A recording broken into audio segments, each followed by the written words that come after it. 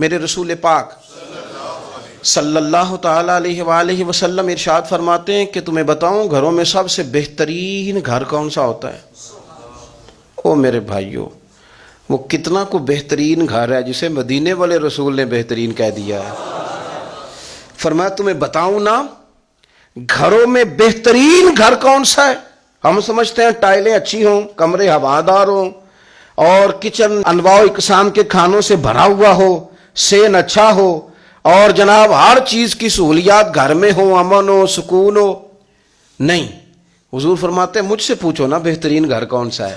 تو یا رسول اللہ بتائیے، سیاستہ میں حدیث ہے، کریم رسول فرمانے لگے گھروں میں بہترین گھر وہ ہے جس میں کوئی یتیم رہتا ہو اور اس کے ساتھ سلوک اچھا کیا جاتا ہو، اچھا سلوک کیا جاتا ہو، یتیم کو رکھا جائے پھر اس کی پوری نگرانی کی جائے، اسے پورا پیار دیا جائے، اسے پوری محبت دی جائے، یتیم رہتا ہو اور اس کا خیال بھی رکھا جاتا ہو۔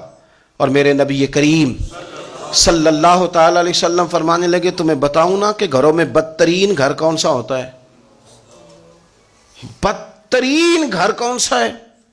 حضور بتائیے، فرمایا جس میں کوئی یتیم رہتا اور اس کے ساتھ سلوک نہ صحیح کیا جاتا ہو، اس کو تکلیف دی جاتی ہو، وہ کرب میں ہو، وہ تکلیف میں ہو، وہ اذیت میں ہو۔